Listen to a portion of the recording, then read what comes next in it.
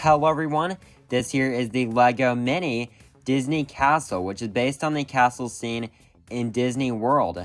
It comes with 567 pieces, and it retails for $40 in the US. And this set did come out back in 2021, but you can still buy it here today. LEGO has not retired it yet, and it does come with one minifigure of Mickey Mouse, which we'll take a look at later.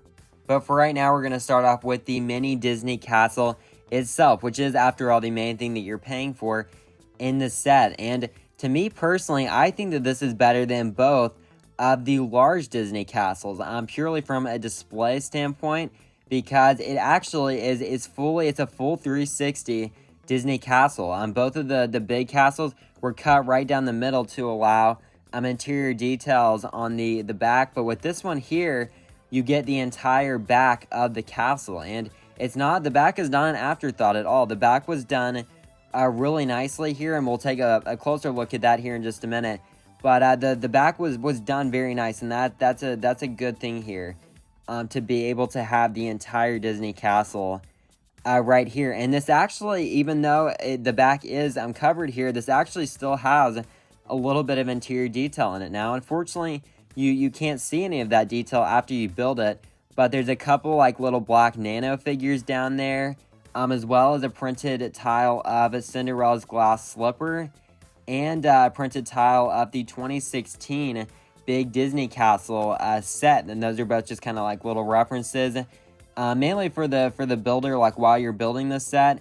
But yeah, because you can't really see it after, but those are still nice little inclusions to have down there. Looking at the bottom part of the castle here, I think that all of this part was done really nicely here, especially these like little column parts right here. And there are 5 of these in the set here, all around the castle. And those use lots of different colors here. So there's the pearl gold for the binocular pieces. Then there's the drum lacquered gold. Then there is it's iridescent dark blue with like the little like metal metallic flakes in it, and that's used for that piece right there, as well as this dish piece as well. And then also this cone as well uses that. So, and then this is also pearl gold up here for the ski piece. So there's lots of different colors used in this, and it ends up looking really nice here to kind of get the different colors across here. And this down here is just like a regular gray color as well. And then there's also some iridescent, I can't remember exactly what color that is there. That's also another iridescent piece there for those are iridescent pieces for those windows there. So that looks good as well. And again, it looks really good around from around the back here. You can't see like the anti-studs for these parts, so that's not the best look there. But yeah, it still looks pretty good. And there's even like the little arches, down here as well, which that part looks pretty cool. And they use like the little unicorn pieces right here. So there's lots of cool little part usage here on this, and lots of cool building techniques. And this part here actually was attached kind of like with like the little like arm pieces in there, and that can actually kind of move around there, and it ends up just kind of like sliding into place there. So that looks pretty good. And of course this front section looks really good as well. That part they had to get right, because that's like the most iconic part, and they did a really good job with that part. And this is a print there, so that's good, and that's a very good print there with like that clock and everything. And these are like the pearl gold. Oh, it looks like I popped that off there. Pearl gold crowbars as well. And they have like the little bridge here. And I'm not sure. I don't think you're probably you're gonna be able to see like this stuff inside there. Yeah, I don't think you're really gonna be able to see. You might be able to see the little nano figures in there. But yeah, it is a shame that you can't see some of those little details after you're done building it. But this whole bottom section of the castle looks really good. Moving up a little bit, I think that this top section of the castle wasn't done quite as good as this the lower section. I think it's just not quite as detailed as the lower part. It's a bit more plain, and this part's kind of weird to me because this set did come out in 2021, which was the year that Disney revamped the castle. And this lower section is definitely more reminiscent of what the castle currently looks like, with all the gold But this white part here definitely looks a lot more like what the castle used to look like before 2021.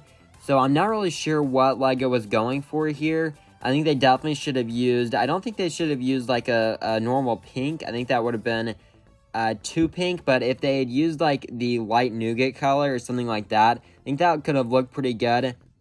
And I think it could have looked a lot more accurate to what the castle currently looks like, just so that everything ended up looking a bit more consistent than it does. But yeah, this upper section here I still think looks pretty good. It's not quite as good, again, as the bottom section. But yeah, it looks decent. There's lots of like ski pieces used, which is pretty cool there, and still some nice building techniques. There's lots of the little ingot pieces used as well, and also from the back part here as well. It's a little bit plain, but yeah, overall this top section looks pretty good as well. Not as good as this bottom section, but I think it still ends up working out. Taking a closer look at the exclusive Mickey Mouse minifigure, I think that this minifigure was done very good. I like this a lot. I think that the printing on the torso was actually done very good as well. Usually like LEGO's white printing, especially on like darker colors like black, usually isn't very good. But on this minifigure here, I think it's actually pretty decent. Obviously, it's still not perfect there, like when you compare it to the white glove. I think it's not perfect, and it definitely could have been better. But it's not too bad, honestly. And for compared to LEGO's usual standards for printing white against darker colors, I think that actually turned out pretty good.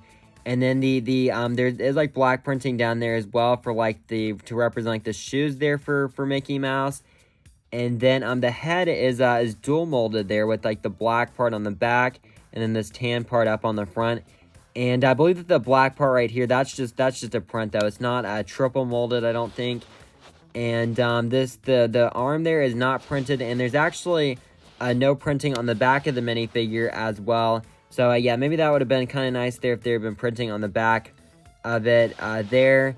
But overall, I think that this was done very nicely here. I like this minifigure a lot. I like this particular version of Mickey, and I'm glad that they picked it for this set here. And I think that the printing on the face here was also done pretty good as well, like with the eyes and the eyebrows there as well, and the printing on the nose is good too. So yeah, overall I really like this minifigure a lot. I think it complements the set very nicely, and yeah, overall it's just a very good minifigure. The prices of $40 US, 40 euros, 35 pounds UK, and $55 Canadian are actually surprisingly reasonable for this set.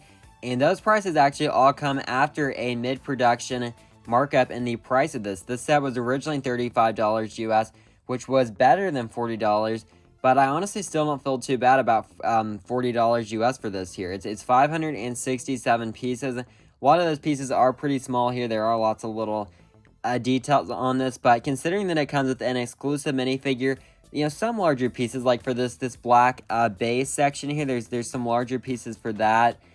And yeah, just all things considered, I don't think that $40 is too bad for this at all. Honestly, this is a very good set here, and I really hope that LEGO doesn't retire this set. You know, and I hope that it stays around for at least another year or two.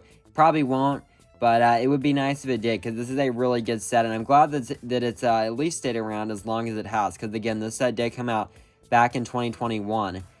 And yeah, just overall here though, I feel like this is a very good set. I did kind of forget to talk about the black base, so I thought I'd mention that really quick. I do like the black base in this as well. I think that kind of helps with the presentation of the set there. And I also did want to show really quick, let me find the page, but where it shows the glass, or sorry, the printed tiles here, which one of those is the glass slipper. But here is the page in the instruction booklet, so you can see sort of like the black visitor, kind of like a nanofigs there.